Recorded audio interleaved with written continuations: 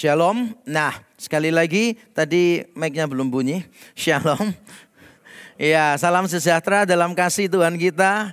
Untuk kita semua yang ada di sini, nama saya adalah Yakub Triandoko, biasa dipanggil YTH, biasa dipanggilnya YTH, dan saya adalah lead pastor dari gereja Reform Exodus Community, REC.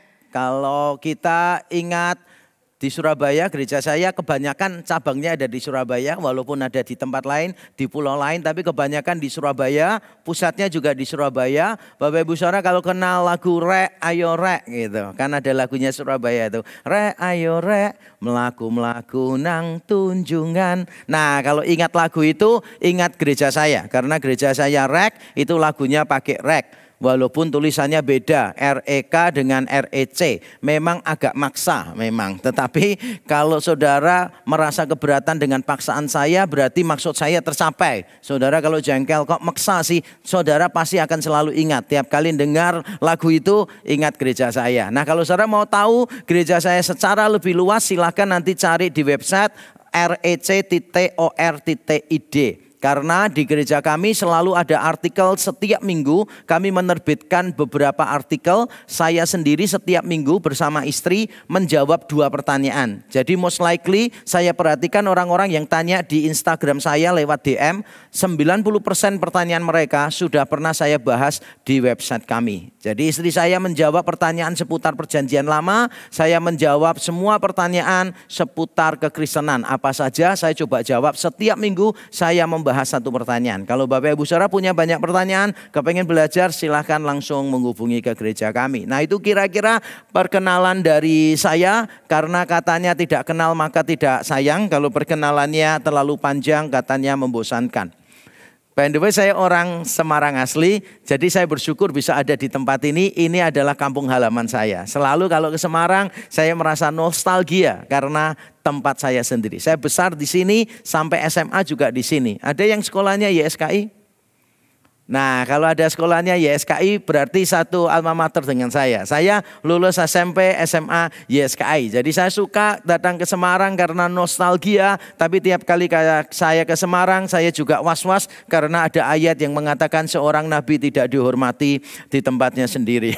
Tapi saya bersyukur hari ini bisa ada di tempat ini. Dan kalau saya perhatikan saya berapa kali ke Semarang, yang mengundang kebanyakan adalah gereja-gereja dari GKI. Ya, kali ini saya ada di GKI Stadion. Terima kasih untuk kesempatannya, dan hari ini kita akan belajar tentang satu tema, yaitu toleransi tanpa kompromi atau toleransi bukan kompromi. Nah, apa yang ada di dalam pikiran kita ketika kita mendengar kata kompromi atau toleransi? Ketika kita mendengar kata kompromi, saya duga kita semua sudah jelas ya kompromi itu apa. Tapi saya menduga kita tidak jelas dengan kata toleransi. Kalau saya bertanya kepada 100 orang apa itu toleransi, mungkin mereka akan memberikan pengertiannya 101 macam. Ada banyak konsep tentang toleransi, sehingga tidak salah kalau kita mengatakan begini, bahwa toleransi telah memiliki beragam arti. Toleransi telah memiliki beragam arti. Kalau sekarang saudara melihat kata toleransi, mungkin saudara akan berkata begini, toleransi itu berarti menerima pandangan orang lain, tidak menyalahkan pandangan orang lain, bahkan mengadopsi pandangan orang lain menjadi pandangan kita, mencampur adukkan pandangan orang lain dengan kita, milih yang baik sini, milih yang baik sini, digabungkan jadi satu, saudara bilang itu toleransi. Padahal dulu arti kata toleransi itu cuma membiarkan orang lain melakukan pilihannya. Itu namanya toleransi dari bahasa Prancis. Orang lain mempercayai itu silahkan. Tapi sekarang tampaknya toleransi telah dipahami berbeda. Dalam seminar-seminar yang saya lakukan, saya mendapati ada pertanyaan yang beberapa kali muncul. Terutama kalau saya sedang seminar tentang LGBTQ atau homosexuality. Anak-anak muda bahkan yang mengaku diri Kristen kadang bertanya begini, Pastor, why are you judging them? Kenapa kamu menghakimi mereka LGBTQ? Saya biasanya tanya balik, kenapa kamu berpikir saya menghakimi mereka? Karena pastor menganggap mereka keliru. Oh, jadi maksudmu kalau ada orang menganggap orang lain keliru, berarti orang ini menghakimi. Si A menganggap B keliru, A menghakimi B. Iya jelas begitu. Terus saya tanya, menurut kamu tindakan saya, sikap saya benar atau keliru? Keliru. Apakah kamu sedang menghakimi saya? Jelas kamu bukan sedang menghakimi saya, tapi kamu sedang tidak konsisten. Ketika kamu memandang saya keliru, kamu mengatakan itu kritis, bukan menghakimi. Ketika saya memandang orang lain keliru, kamu memberi label saya menghakimi. Tapi itulah dunia kita. It is what it is. Whether you like it or not, it is what it is. Ketika saudara berani menilai orang lain, maka saudara siap diberi semua label yang negatif. Saudara akan disebut orangnya narrow minded lah, pikirannya sempit, fundamentalis, radikal dan sebagainya. Saudara akan dianggap cara pikirnya primitif dan seterusnya. Dan itulah yang sedang terjadi di dunia kita. Toleransi itu telah dipahami dengan berbagai macam arti. Tapi sekarang kita akan melihat dari kisah di Alkitab, apa sih yang dimaksud dengan toleransi dan apakah toleransi sama dengan kompromi. Nanti kita akan belajar bersama-sama, kita belajar dari Paulus di Athena. Kisah Rasul 17 ayat 22 sampai 34. Kita tidak usah membaca ayatnya sekarang karena panjang, waktu saya cuma sedikit. Kita nanti akan membaca ayatnya kalau saya sudah tampilkan poin-poin khotbah saya. Tapi saya ingin cerita dulu keadaan Athena pada waktu itu. Tidak ada hal yang baru di bawah kolong langit ini. Dan saya setuju. Kita sekarang hidup di zaman postmodernisme. Kita hidup di zaman digital technology. Digital communication technology. Kita bukan cuma mengakses informasi, tapi kita diakses oleh informasi. Ada begitu banyak pilihan yang ada di sekeliling kita. Dan ada banyak orang berkata kebenaran itu relatif. Kamu pegang ini boleh, aku pegang ini boleh. Nggak ada yang salah, semuanya sama. Saya pernah punya teman sahabat baik saya. Dia orangnya rajin baca buku, lumayan pintar. Saya dengan dia kalau sudah ketemu, itu sampai nginep di rumahnya dia. Itu debat bisa sampai pagi saya sama dia. Karena dia suka sekali bicara dan saya juga suka bincang-bincang dengan dia. Nah suatu ketika saya dengan dia itu berdebat, dia ngomong begini. Semua kebenaran tuh nggak ada yang salah, dia bilang. Semua pandangan itu benar. Semua pandangan benar, nggak ada yang salah, dia bilang gitu. Kemudian saya bilang, nggak mungkin lah. Masa semua pandangan benar, pasti ada yang salah lah. Dia bilang, enggak, semua itu benar karena tergantung sudutnya masing-masing. Tidak ada salah, tidak ada benar. Kebenaran mutlak itu mitos, katanya dia gitu. Semua pandangan itu benar. Lalu saya mulai usil, saya provokasi dia. Saya bilang gini, enggak lah. Nggak mungkin semua pandangan itu benar. Paling tidak ada satu pandangan yang salah. Dia bilang, pandangan apa? Pandanganmu. Pandanganmu salah. Saya sengaja provokasi terus kan begitu. Lalu dia berdiri, dia ngomong gini. Let me tell you this. You get it wrong. Dia bilang gitu. Kamu salah. Kemudian ketika dia nunjuk ke saya, bilang saya salah. Saya merasa bahagia setengah mati. Karena saya tanya sama dia begini. Kamu sudah bertobat ya? Tadi baru kamu bilang semua pandangan benar. Nggak ada yang salah. Kenapa sekarang tiba-tiba kamu tahu ada pandangan yang salah, yaitu pandanganku? Terus dia bilang gini, karena kamu duluan nyalahkan pandanganku. Loh, kalau aku nyalahkan pandanganmu, aku konsisten. Karena bagiku tidak semua pandangan benar. Kalau kamu menganggap semua pandangan benar, sekarang kamu menganggap pandanganku salah. Jadi yang benar itu yang mana? Semua pandangan benar atau pandanganku benar? Dia nggak bisa jawab. Karena bagi saya konsep-konsep yang semacam ini saudara adalah konsep-konsep yang tidak bisa diterima oleh akal manusia. Keadaan di Athena mirip dengan itu. Di kota Athena terkenal dengan open-mindedness. Bahkan beberapa filsuf Yunani termasuk Aristotle pernah memberikan peringatan. Kota Athena harus berhati-hati karena di situ semua pandangan bisa masuk. Orang Athena suka mendengarkan hal-hal yang baru. Mereka tuh bangga kalau disebut open-minded. Suka mendengarkan pandangan orang lain. Tapi bagaimana Paulus menyikapi hal itu? Saya yakin tantangan Paulus adalah tantangan yang sama yang ada di zaman postmodern ini. Dan mari sekarang kita akan lihat. Paulus menunjukkan toleransi tapi bukan kompromi. Kita lihat dulu toleransi yang diberikan oleh Paulus. Yang pertama, Paulus itu memberikan apresiasi. Di ayat 22, hai orang-orang Athena, aku lihat bahwa dalam segala hal kamu sangat beribadah kepada dewa-dewa.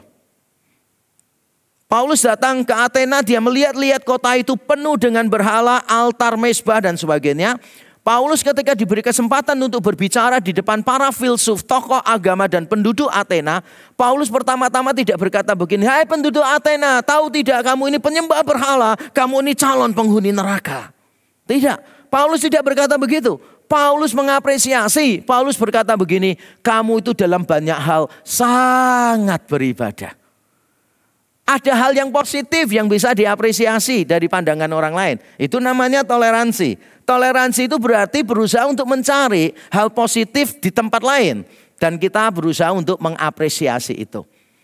Seringkali orang Kristen kalau sedang berdialog dengan penganut agama lain, ujung-ujungnya bertengkar.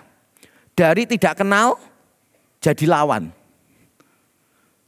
Dari kawan bisa jadi lawan. Kenapa? Karena kita cenderung tidak mau melihat hal yang positif dalam diri orang lain.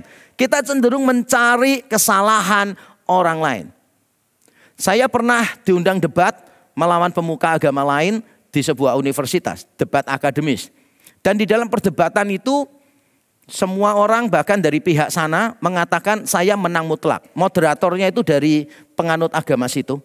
Dan dia mengatakan saya menang mutlak di dalam perdebatan itu.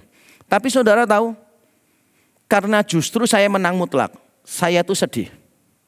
Karena lawan saya terlihat dipermalukan di depan ratusan orang. Setelah istirahat saya datangi dia dan saya minta maaf untuk hal itu. Karena saya yakin tugas saya bukan menunjukkan orang lain salah. Saya berusaha untuk sehalus mungkin. Tetapi ternyata karena memang beda bacaannya gitu. Beda persiapannya mungkin. Atau saya tidak tahu kenapa saya dengan dia disandingkan. Menurut saya benar-benar tidak imbang begitu. Seharusnya dia memilih lawan lain atau saya memilih lawan lain. Tapi saya berusaha untuk minta maaf. Kepada moderatornya pun saya minta masukan, Pak, kalau ada sesuatu yang saya kira-kira dianggap terlalu ofensif, let me know ya. Saya minta maaf kalau ada itu. Oh enggak kok, oke kok, semuanya oke. Saya berusaha untuk mengapresiasi orang lain. Jangan sampai orang lain terlihat bodoh. Jangan sampai orang lain terlihat salah dan kita menunjukkan orang lain salah. Karena saya yakin menunjukkan orang lain salah tidak berarti kita benar. Dua anak kecil bisa berdebat 2 tambah 2. Yang satu ngomong 5, yang satu ngomong 3. Bisa yang dua-duanya ini saling menyalahkan. Punyamu salah. Dan benar salah. 2 tambah 2 bukan 5. Tapi kalau yang menyalahkan itu jawabnya 3, tetap aja salah. Jadi tugas kita bukan menunjukkan kesalahan orang. Tugas kita adalah menunjukkan kebenaran. Kalau saudara menunjukkan orang lain salah, belum tentu saudara benar. Tapi kalau saudara membuktikan dirimu benar, orang lain merasa bersalah. Pertama, tunjukkan apresiasi kita. Yang kedua, saudara, cari jalan masuk. Paulus di ayat 23 dikatakan, sebab ketika aku berjalan-jalan di kotamu dan melihat-lihat barang-barang pujaanmu, aku menjumpai juga sebuah mezbah dengan tulisan, kepada Allah yang tidak dikenal. Apa yang kamu sembah tanpa mengenalnya, itulah yang kuberitakan kepadamu. Apa yang kamu sembah tanpa mengenal, itulah yang aku beritakan kepadamu. Kita mengenal istilah politeisme. Politeisme itu berasal dari kata polus itu banyak, teis itu theos, Allah, isme itu ideologi.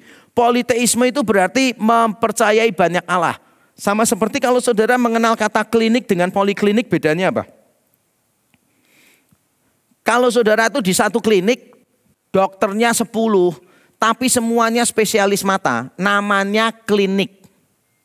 Tapi kalau saudara berada di satu tempat, dokter spesialisnya 2, beda, namanya poliklinik. Karena poli itu artinya banyak. Sekarang saudara paham politikus itu artinya apa?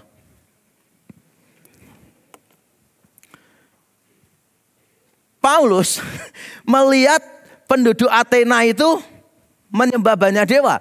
Dan sebagai penganut politeisme selalu ada masalah. Masalahnya apa? Mereka tidak pernah tahu jumlah dewa itu berapa. Dan saya sudah pernah tanya pada penganut politeisme. Saya sudah tanya beberapa, baik yang dari Indonesia maupun yang bukan. Saya tanya, kamu tuh tahu nggak berapa banyak dewa yang ada? Dia bilang tidak tahu. Terus bagaimana kamu bisa yakin bahwa kamu telah menyembah semuanya? Karena mereka tuh punya pikiran begini, dewa harus disembah, kalau tidak dewanya akan marah. Makanya mereka mau memastikan tidak ada yang terlewatkan. Makanya kalau orang Kristen ya, memberi kepada Tuhan tujuannya supaya Tuhan gak menghukum. Itu konsep yang bukan Kristen. Saudara melayani Tuhan supaya Tuhan tidak menghukum. Karena ada orang Kristen tuh yang pernah tidak ibadah, terus dia liburan, kecelakaan. Terus dia saksi. Saya sekali nggak liburan, sekali nggak ibadah, liburan, kecelakaan. Mending saya ibadah. Karena kecelakaan habisnya lebih banyak daripada ibadah. Ibadah cuma goceng. Ini sampai puluhan juta katanya. Lebih baik saya ibadah untuk menghindari kerugian yang lebih besar. Ada berapa banyak orang yang konsepnya salah, saudara. Memberi kepada Tuhan supaya diberkati oleh Tuhan. Memberikan persembahan supaya diberkati oleh Tuhan. Waktu memberi ada ayat masnya lagi. 4 kali 4 sama dengan 16. Sempat tidak sempat wajib dibalas. Itu saudara bukan mengasihi Tuhan. Itu saudara memanipulasi Tuhan. Setuju? Saudara bukan membangun relasi, saudara sedang melakukan transaksi itu dengan Tuhan. Dan itu bukan mengasihi Tuhan. Nah, penganut politeisme itu sadar, mereka tidak tahu berapa banyak dewa yang ada. Mereka takut kalau ada yang terlewatkan, nanti bisa marah. Maka didirikan mezbah untuk Allah yang tidak dikenal. Saya pernah berjumpa dengan penganut politeisme di Indonesia, saya tanya hal yang sama. Bagaimana kamu mensiasati kalau seandainya ada Allah yang kamu tidak kenal? Yang lalu marah seandainya kamu tidak sembah dia. Dia jawabannya gini, gampang. Karena tiap sore kami itu memberikan persembahan kepada Allah yang sedang lewat di situ. Mungkin kami nggak kenal, nggak apa-apa. Begitu lewat, dia lihat persembahan kami, dia nggak jadi marah. Itu konsep politeisme itu begitu. Dan konsep di dalam banyak agama memang begitu. Menyembah Allah karena takut, menyembah Allah karena mau mendapatkan pahala, menyembah Allah karena mau masuk surga, menyembah Allah karena takut masuk neraka. Itu konsep-konsep yang tidak ada di Alkitab ya Bapak Ibu Saudara. Kita berbuat baik bukan supaya selamat, setuju? Duh, kok nggak setuju? Kita berbuat baik bukan supaya selamat. Kita berbuat baik karena sudah diselamatkan. Kita ini menaati Tuhan karena kita mengasihi Tuhan. Bukan menaati Tuhan karena menginginkan berkat Tuhan. Kalau saudara menaati Tuhan karena menginginkan berkat Tuhan, saudara penyembah berhala. Saudara menganggap berkat Tuhan lebih penting daripada Tuhan. The gifts are more important than the giver. And that is idolatry. Penyembahan berhala. Nah, Paulus memakai jalan masuk itu. Ini ada mezbah nih kepada dewa yang nggak dikenal. Aku masuk dari situ lah. Nah, kita sebagai orang Kristen kadang-kala ya, jalan masuknya itu bukan dari pikirannya orang lain, tapi pikiran kita. Tiba-tiba dialog gini. Kamu itu nggak mau dijamah Tuhan nggak? Orang lain lo bingung dijamah itu apa? Kamu mau nggak terima urapan dari Tuhan? Apa urapan itu? Jalan masuknya bukan dari kita. Karena kosakata kita itu beda dengan kosakata mereka. Konsep kita beda dengan konsep mereka. Apa yang kita anggap penting belum tentu penting di mata mereka. Makanya kita kalau toleransi, kita belajar ngerti mereka dan mulai dari konsepnya mereka. Apresiasi, jalan masuk. Yang ketiga saudara adalah konfirmasi. Di ayat 28 Paulus berkata begini, sebab di dalam Dia kita hidup, kita bergerak, kita ada. Seperti yang telah juga dikatakan oleh pujangga-pujanggamu, sebab kita ini dari keturunan Allah juga. Paulus mengutip dari filsuf-filsuf yang ada pada waktu itu. Jadi dulu filsuf mengajarkan begini beberapa, bahwa semua manusia itu keturunan dari Zeus. Paulus mengutip itu tapi tidak memakai kata Zeus. Karena Paulus tidak percaya kepada Zeus. Dia mengganti kata Zeus dengan kata yang lebih umum yaitu Allah, Theos. Karena Theos ini punya nama beda-beda. Paulus mempercayai itu adalah Bapa yang kita kenal di dalam nama Yesus Kristus, Allah Tritunggal. Dia tidak memakai kata Zeus. Kalau dia pakai kata Zeus itu namanya kompromi. Dia memakai kata Allah lebih luas. Tetapi dia memaksudkan itu saudara sebagai sebuah konfirmasi. Yang kamu percayai aku juga setujui. Kadang ketika kita berdialog dengan penganut agama lain, kita lebih fokus pada perbedaan dan kita paling senang kalau beda. Saya dulu pernah punya pengalaman begitu. Jadi saya ini kalau beritakan Injil, terus ada orang yang langsung bertobat. Saya malah tanya gini, kamu kok kecepatan bertobatnya? Kamu gak kepingin tanya macam-macam tak? Kamu nggak kepingin menentang ini itu. Enggak, masuk akal kok. Aku mau percaya. Saya rasa kok nggak seru gitu. Seru itu kalau debat terus dia kalah gitu kan ya. Wah itu kan rasanya seru. Itu bodoh sih menurut saya. Enggak. Kita sering kali saudara susah untuk memberikan afirmasi terhadap pandangan orang lain. Saya percaya segala kebenaran adalah kebenaran Allah. Yang setuju katakan amin. Segala kebenaran Allah, saudara. Dan Allah bisa meletakkan kebenarannya di mana saja. Allah bisa meletakkan kebenarannya di ilmu pengetahuan. Allah bisa meletakkan kebenarannya di agama lain. Allah bisa meletakkan kebenarannya di mana saja. Saya tidak mengatakan bahwa semua agama benar. Bukan itu poin saya. Tapi poin saya adalah ada kebenaran di masing-masing agama, ada kebenaran di masing-masing keyakinan. Maka kita kalau mau menunjukkan toleransi, kita harus melihat apa sih yang kita bisa yakini bersama. Contoh, saya berjumpa dengan seorang Buddhis penganut agama Buddha. Saya ngomong kepada dia begini, kalau saya tidak Kristen, saya mungkin jadi Buddhis. Saya bilangnya begitu sama dia. Loh, kok bisa gitu? Iya, karena orang Buddha itu, ajaran Buddha itu mendeteksi akar persoalan manusia menurut saya cukup tepat.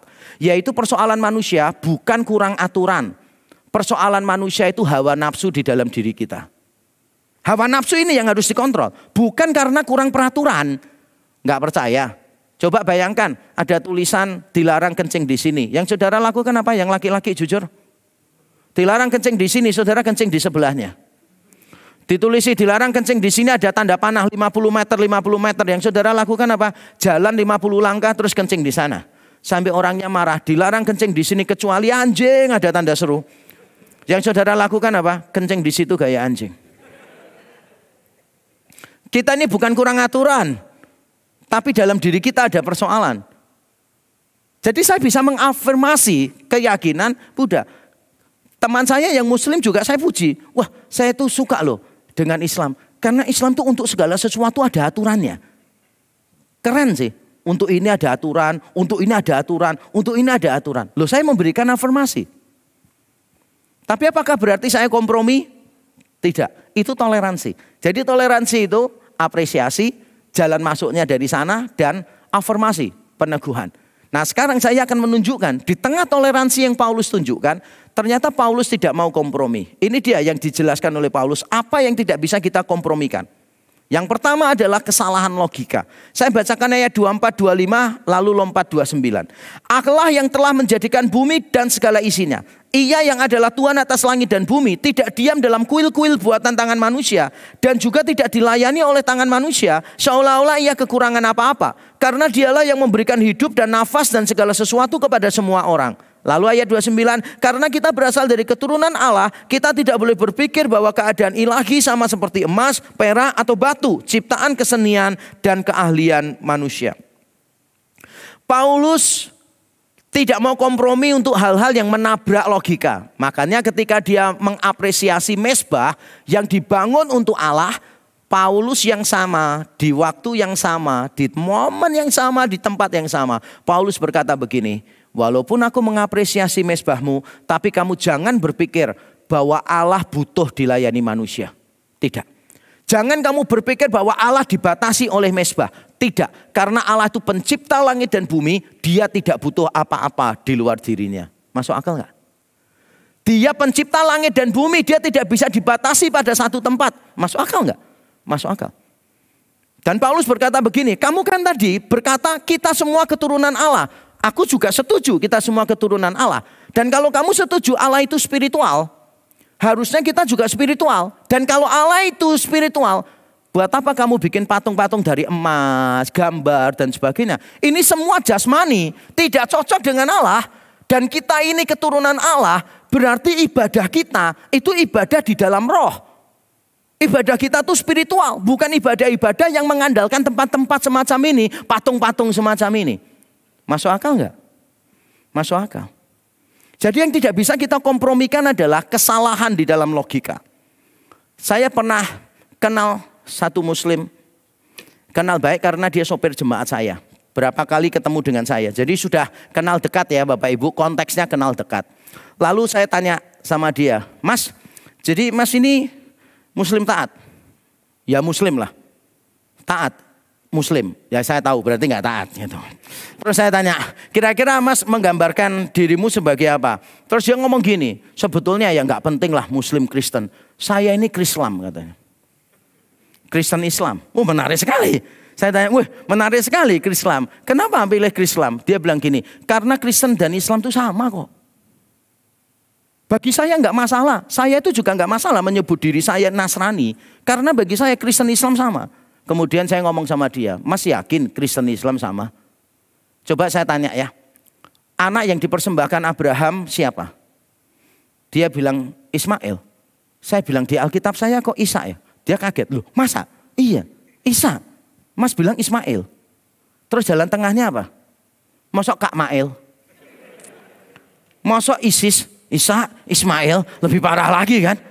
Terus saya tanya sama dia begini, Mas, yakin gak Yesus itu Isa Al-Masih yang Mas sebut mati di atas kayu salib? Oh ya enggak lah, Isa itu enggak mati di atas kayu salib. Terus saya bilang, Alkitab saya kok ngomong Isa itu mati di atas kayu salib ya? Mas bilang enggak. Memang benar, di kitab suci mereka disebutkan tidak disalibkan. Digantikan orang lain, Yesus diangkat ke surga. Terus saya tanya, kalau Islam solusinya apa ini Mas? Kristus mati di atas kayu salib, di situ bilang tidak disalibkan. Masa solusinya Kristus setengah mati di kayu salib? Enggak ya. Kemudian saya tanya gini, menurut Mas Isa Al-Masih itu Tuhan atau bukan? Oh ya bukan lah, memang benar. Dia berarti ngerti tuh lumayan. Di kitab suci mereka dijelaskan, Isa Al-Masih bukan Tuhan. Bagi kita, kalau kita tidak mengakui Yesus sebagai Tuhan, kita tidak diselamatkan. Jadi di satu sisi, kita yakin Yesus Tuhan supaya diselamatkan. Di tempat lain, kalau orang percaya Yesus Tuhan, itu dosa paling besar karena menyekutukan Allah dengan yang lain. Masih berpikir Islam? Tidak masuk akal. Tidak masuk akal.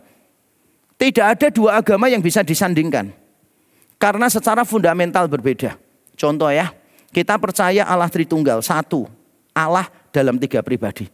Hindu percaya banyak Allah. Buddha aliran tertentu yang majority tidak percaya Allah. Bisa digabung nggak? Kamu percaya berapa? Satu. Kamu enggak. Kamu banyak. Udah di rata-rata aja bagi 5. Semua protes, ngerti maksud saya? Nggak bisa. Semua yang menabrak logika kita nggak bisa kompromikan. Yang kedua saudara, yang kita tidak bisa kompromikan adalah ketidaktahuan dan dosa. Ayat 30. Dengan tidak memandang lagi zaman kebodohan atau dalam bahasa Yunani ignorance, maka sekarang Allah memberitakan kepada manusia bahwa di mana-mana semua mereka harus bertobat. Di mana-mana semua mereka harus bertobat. Ketika kita bicara dengan orang lain, saudara, saya yakin kita seharusnya berbicara tentang hal-hal yang fundamental. Jangan cuma di permukaan. Karena kalau cuma di permukaan itu kita akan bicara yang sama-sama. Tapi itu tidak jujur.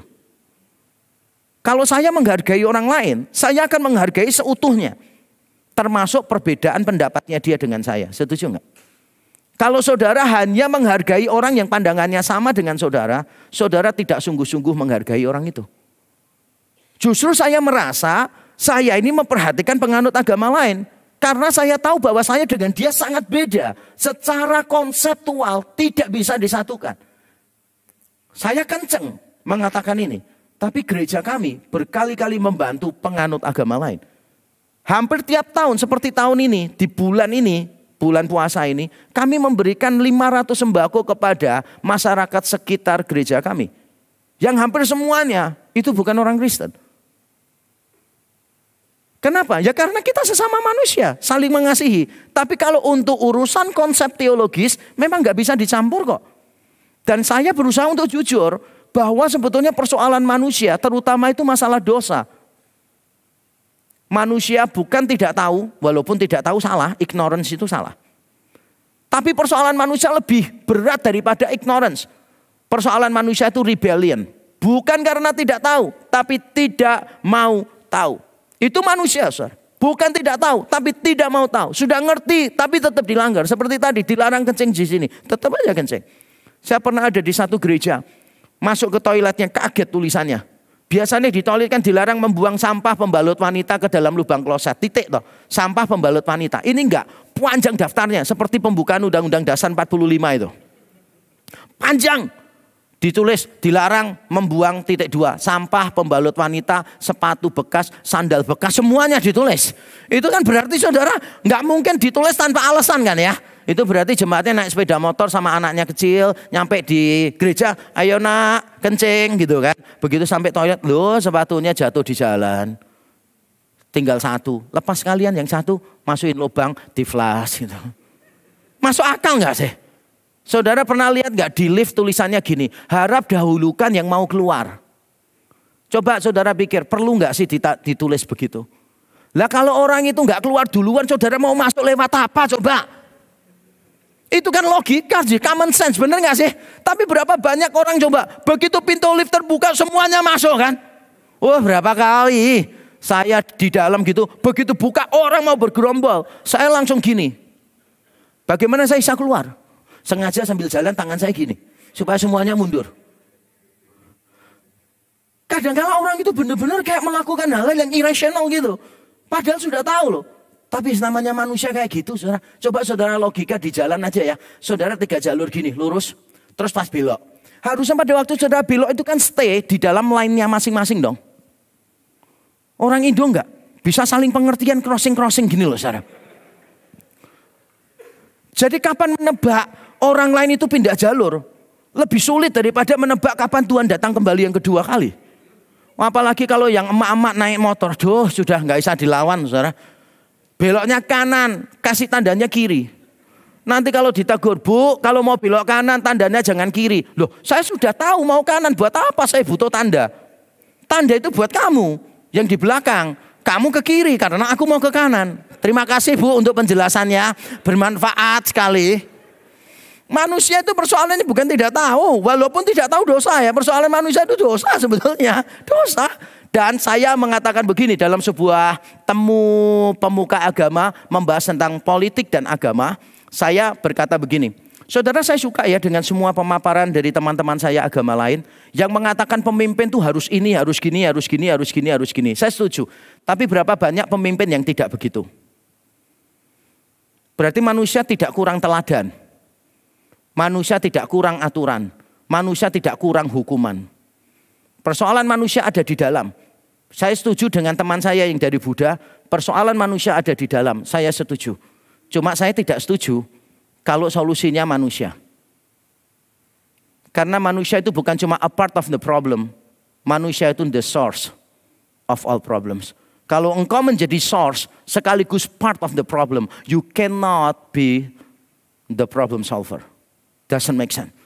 Manusia itu hopeless, membutuhkan Allah menolong dia. Dan kalau Allah mau menolong manusia, yang paling masuk akal adalah Allah menjadi manusia untuk memahami kita, untuk merengkuh dan mengambil semua kelemahan-kelemahan kita, supaya kita tidak lagi mengalami kelemahan nantinya.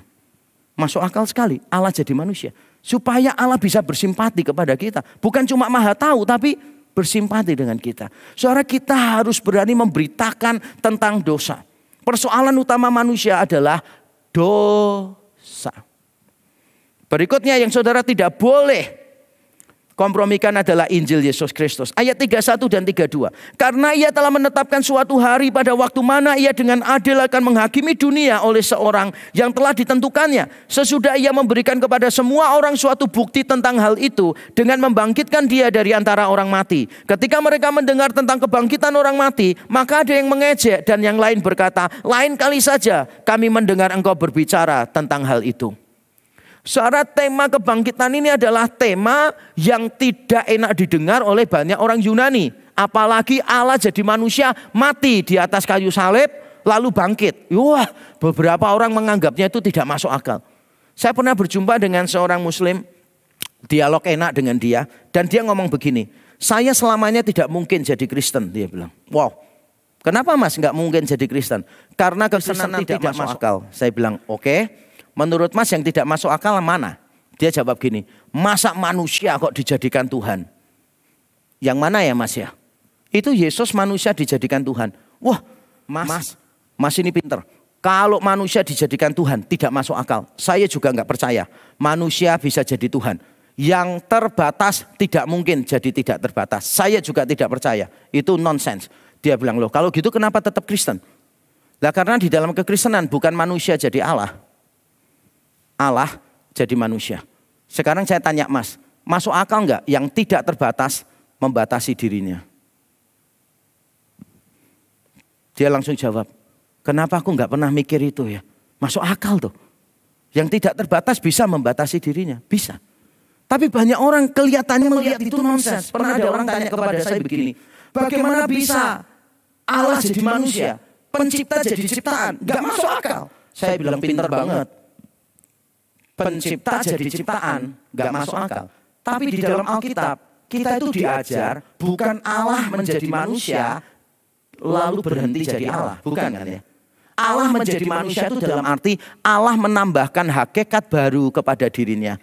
Yaitu hakikat kemanusiaan. Supaya Allahnya tidak bisa mati, manusianya bisa mati. Jadi jangan saudara punya gambaran ketika Yesus jadi manusia, Yesus berhenti jadi Allah. Itu nggak masuk akal. Nggak mungkin Allah berubah jadi ciptaan, tidak mungkin. Tapi kalau Allah tetap jadi Allah, dia menambahkan natur ciptaan, itu mungkin. Saya kasih contoh misalnya ya, ilustrasi. Ada orang kaya, makan bersama dengan gelandangan, hidup sebulan bersama gelandangan, makan makanannya gelandangan. Pertanyaan saya, orang itu orang miskin atau tetap orang kaya? Tetap orang kaya. Hanya dia menambahkan sesuatu kepada dirinya, gitu loh. Allah itu tetap jadi Allah, tapi dia menambahkan kemanusiaan. Masuk akal sebetulnya. Itulah Injil. Nah, di dalam filsafat Epikurianisme, itu salah satu pendengar Paulus di Athena itu adalah orang-orang yang menganut filsafat ini. Mereka mengatakan demikian, jangan takut dengan kematian. Pada saat kamu hidup, kamu tidak mati. Nanti pada saat kamu mati, kamu tidak hidup. Epikurianisme ini menolak kebangkitan setelah kematian. Mengapa mereka menolak itu? Karena mereka belum ikut seminar saya nanti sore, Life After Death. Kalau ikut mungkin mereka berubah pandangan. Nah, mereka punya pandangan begini, nggak ada kehidupan setelah kematian. Makanya mereka berkata begini, don't be afraid of death. When you live, you don't die. In the future when you die, you don't live. Paulus tahu, salib itu kebodohan bagi orang Yunani. Kelemahan bagi orang Yahudi. Tapi dia tetap memberitakan Injil Yesus Kristus. Dan saya yakin ini tidak bisa dikompromikan. Saya bicara tentang Injil kepada orang lain. Bahkan seringkali kalau saya bicara dengan orang lain berkata begini. Semua agama mengajarkan hal yang sama. Yaitu mengajarkan perbuatan baik. Saya bilang iya, semua agama mengajarkan perbuatan baik. Tapi sebetulnya nggak sama. Saya dengan cepat memberikan ilustrasi ya. Bayangkan saudara itu bawa barang, bawa uang, saudara berikan kepada orang-orang miskin. Namanya apa? Bakti sosial. Saudara bawa barang yang sama, uang yang sama, berikan kepada pejabat pemerintah. Namanya suap. Saudara bawa barang, uang di mobil, pulang dari supermarket, dirampok orang. Nyampe ke rumah ditanya, mana barangnya mah? Iya, tadi mama baksos di tengah jalan. Yang dilakukan sama. Tapi namanya beda, kenapa? Motivasinya beda. Jadi siapa bilang semua agama mengajarkan perbuatan baik? Tidak. Kekristenan mengajarkan begini, engkau berbuat baik karena engkau sudah diselamatkan. Bukan karena engkau ingin diselamatkan. Agama lain mengajarkan engkau berbuat baik supaya selamat. Kekristenan tidak. Engkau berbuat baik karena sudah diselamatkan. Engkau berbuat baik bukan supaya dapat pahala. Engkau berbuat baik karena sudah mendapatkan segalanya di dalam Tuhan. Itu yang membuat kita beda. Dan that is the gospel. Dan dengan cepat saya akan tutup dengan 2 kalimat, saudara. Toleransi mutlak bukan hanya tidak rasional, tetapi juga pengabaian terhadap perbedaan. Orang yang mengatakan semua agama sama persis lah, nggak usah diperdebatkan. Orang itu tidak sungguh-sungguh merengkuh perbedaan. Orang itu tidak tulus sebetulnya. Tidak open minded.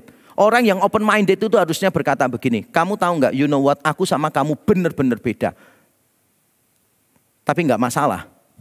Setiap orang berhak mempercayai apa yang dia anggap benar. Tapi kita jujur. Itu namanya ketulusan. Itu namanya open mindedness. Open mindedness itu bukan mencampur semua pandangan, menolak perbedaan, bukan. Itu ketidaktulusan, insincerity. Open mindedness berani berkata, kamu memang sama aku beda. Tapi nggak apa-apa kok, kamu sama aku beda. Karena yang sama pun belum tentu bisa jalan bareng. Benar nggak? Kukira kita akan bersama Begitu banyak yang sama, latarmu dan latarku. Tapi ternyata kan nggak bisa bersama. Ketemunya di mana? Kok nggak tahu lagu itu sih rasanya? Maafkan ya, saya terlalu duniawi ya. Terakhir. Kasih yang sejati tidak segan untuk menyuarakan kebenaran, tetapi sekaligus siap untuk merengkuh perbedaan-perbedaan. Justru kalau kita benar-benar mengasihi orang, kita bisa berani berkata begini, aku tidak setuju dengan kamu. I definitely disagree with your opinion, but you know what? I still love you anyway. Bukan berkata begini, kita ini nggak ada perbedaan, nggak ada yang perlu dibicarakan. Itu bukan kasih ya, itu ketidaktulusan. Kalau saudara mengasihi orang lain harus berani berkata, pandanganmu dengan pandanganku beda, menurutku pandanganku lebih benar. Tapi kamu tahu, aku tidak lebih baik dari kamu. Kita sama-sama orang berdosa, sama-sama membutuhkan Injil Kristus. Dan saya akan tutup dengan kalimat saya. Kalimat sakti bagus karena saya sendiri yang buat. Saudara harus ingat ini ya. Beberapa kalimat. 1, boleh tidak sepaham, tapi harus paham. Harus paham pandangan orang, walaupun akhirnya tidak sepaham. 2, kamu mungkin salah, tapi aku pasti tidak lebih baik. Ketika kita ngomong pandanganmu rasanya salah, jangan menganggap dirimu lebih baik. Karena kita semua adalah orang yang berdosa. Kiranya dengan 2 kalimat itu dan seluruh firman yang kita dengar, kita menjadi orang yang lebih bijaksana.